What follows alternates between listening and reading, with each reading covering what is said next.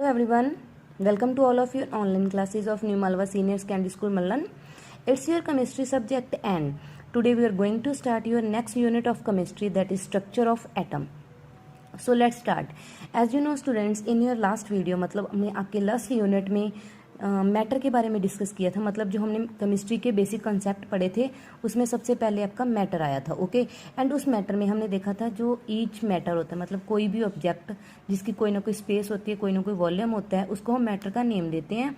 And जो हर एक matter होता है बच्चे, उसके आगे स्मॉलेस्ट यूनिट्स होते हैं, मतलब एक स्मॉलेस्ट पार्ट होता है, उस चीज़ को हमने एटम का नाम दिया था। सो इस यूनिट में हम इसी मतलब उस स्ट्रक्चर मतलब एटम के बारे में, उसकी स्ट्रक्चर्स के बारे में डिस्कस करेंगे। ओके, सो फर्स्टली जैसे आपको पता है जो एटम होता है, एटम की भी आगे स्मॉलेस्ट बहुत छोटे छोटे पार्टिकल्स होते हैं जिनको हम इलेक्ट्रॉन, प्रोटॉन एंड न्यूट्रॉन का नाम देते हैं। ओके, तो सबसे पहले बच्चे इस चैप्टर में, इस यूनिट में हम उन्हीं पार्टिकल्स के बारे में पढ़ेंगे, मतलब इलेक्ट्रॉन, न्यूट्रॉन एंड प्रोटॉन के बारे में। ओके, तो सबसे पहले क्या है बच्चे आपके पास, discovery of electron. And discovery of electron को हम डिस्चार्ज ट्यूब एक्सपेरिमेंट का नाम देते हैं। क्यों? क्योंकि जो इलेक्ट्रॉन्स की डिस्कवरी की गई थी एक एक्सपेरिमेंट की हेल्प से ही की गई है, एंड उस एक्सपेरिमेंट में डिस्चार्ज ट्यूब को यूज़ किया गया था, इसीलिए उस एक्सपेरिमेंट का नेम क्या है, discharge tube. Okay, and as you know students, we know that normal conditions of pressure, मतलब under normal condition of pressure a gas is a poor conductor of electricity. मतलब आपको पता है जो नॉर्मल कंडीशन मतलब room temperature पे जो gas क्या होती है बच्चे, पुअर कंडक्टर होती है इलेक्ट्रिसिटी की। अगर हम उस प्रेशर को, उसके गैस के प्रेशर को डिक्रीज कर देते हैं, रिड्यूस का मतलब डिक्रीज करना, अगर उसको हम डिक्रीज कर देते हैं तो गैस क्या हो जाती है बच्चे, कंडक्टिंग, मतलब उसमें से इलेक्ट्रिसिटी क्या करने लग जाती है, फ्लो।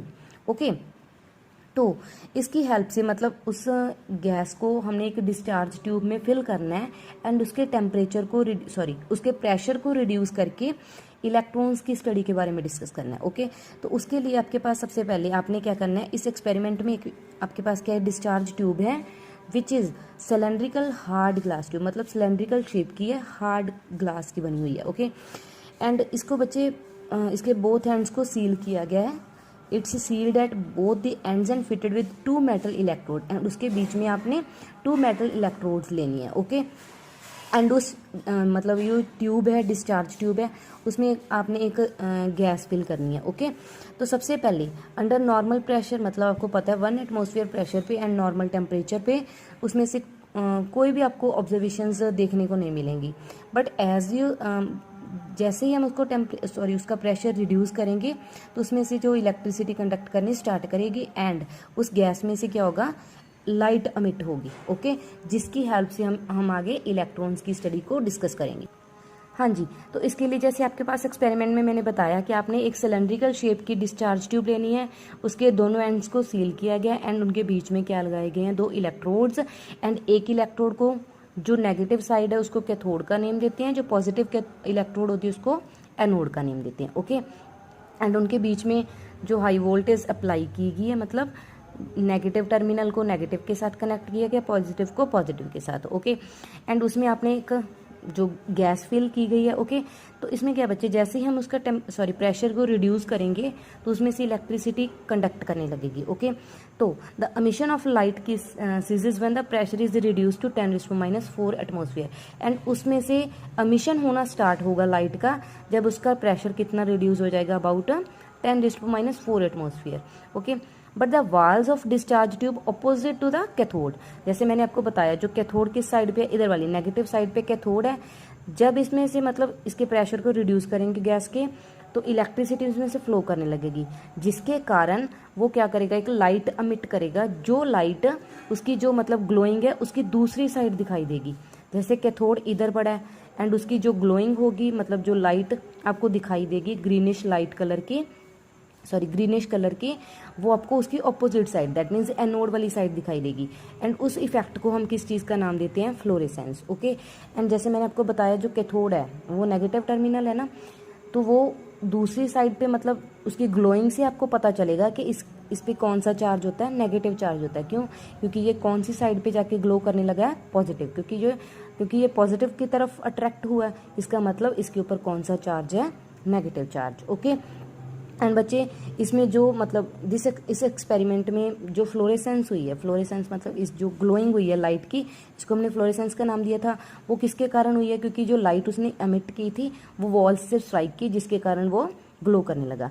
एंड उन रेज को हम क्या नाम देते हैं? जो रेज उसके ऊपर आके स्ट्राइक करी थी उसको नेम देते हैं cathode rays. Okay, and in cathode rays का ओरिजिन क्या होता है बच्चे? ओरिजिन क्या है बच्चे?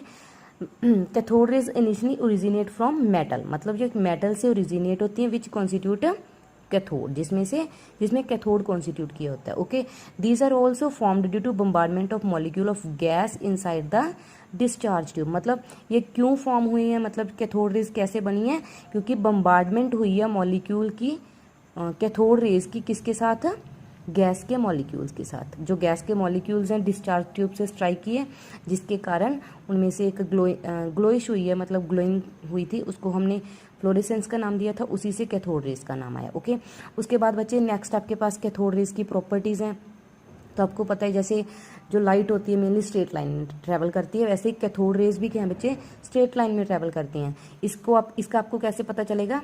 क्योंकि जब इसके मतलब इन रेज के पाथ में जब कोई सॉलिड चीज़ आएगी तो वो उसका क्या करेंगे? शैडो प्रोड्यूस करेंगे। मतलब ये ऑब्जेक्ट है एंड उसकी बैक साइड उसका शैडो बन जाएगा जब इनके पाथ में ये ऑब्जेक्ट आएगी। दैट मीन्स जो कैथोड रेज हैं स्ट्रेट लाइन में ट्रैवल करने, इसीलिए इसका शैडो बना। Okay, next, cathode rays are made up of material particle, मतलब कैथोड रेज में मटेरियल पार्टिकल्स होते हैं। तो उसके लिए जैसे जब इनके पाथ में एक पैडल व्हील रखेंगे तो वो पैडल व्हील क्या करने लगेगा? रोटेट करने लगेगा। क्यों? क्योंकि उसमें कोई ना कोई मटेरियल पार्टिकल्स हैं जो उस पैडल व्हील के ऊपर क्या करेंगे? प्रेशर एक्सर्ट करेंगे, फोर्स लगाएंगे, जिसके कारण वो क्या करेगा? रोटेट करेगा। ओके, एंड जो नेक्स्ट प्रॉपर्टी है उसमें क्या है बच्चे आपके पास? Cathode rays consist of negatively charged particles when electric field is applied on cathode rays.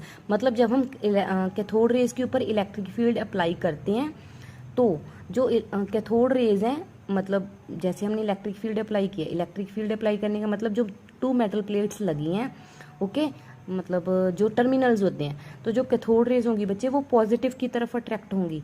मतलब कोई चीज़ अपने अपोजिट चार्ज की तरफ ही अट्रैक्ट होती है ना, क्योंकि अपोजिट चार्ज क्या करते हैं? एक दूसरे को अट्रैक्ट, एंड जो सेम चार्ज होते हैं वो क्या करते हैं? रिपेल करते हैं। ओके, दैट मीन्स वो पॉजिटिव चार्ज की तरफ अट्रैक्ट हुए हैं। दैट मीन्स कैथोड्स के ऊपर कौन सा चार्ज है? Negative charge. एंड जो नेक्स्ट है, cathode rays produce heating effect. जो कैथोड रेज होते हैं हीटिंग इफेक्ट प्रोड्यूस करते हैं, मतलब उनमें से हीट प्रोड्यूस होती है। Cathode rays produce X rays, मतलब कैथोड रेज एक्स रेज भी प्रोड्यूस करती हैं जब उनको किसी हम हार्ड मेटल के ऊपर स्ट्राइक करते हैं, जैसे कॉपर, मोलिब्डेनम।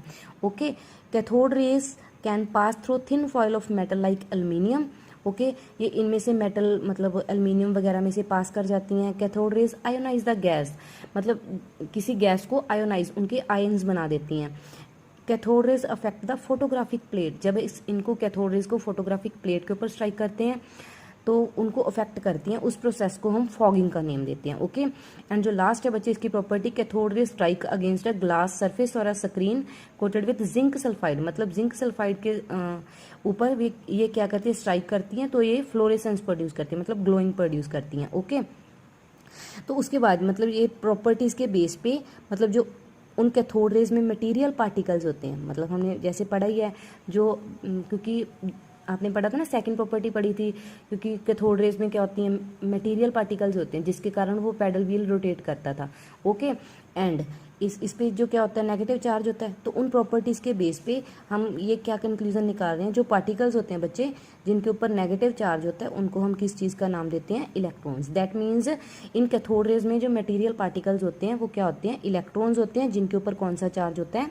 नेगेटिव चार्ज होता है। ओके, तो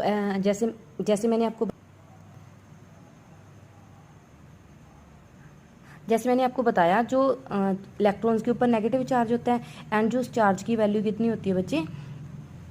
1.602 इंटू 10⁻⁻19 कूलम। जैसे हमने एटम के 2 पार्टिकल्स की बात की है, इलेक्ट्रॉन एंड प्रोटॉन, दोनों पे चार्ज तो सेम ही होगा, क्योंकि एटम क्या होता है? न्यूट्रल होता है।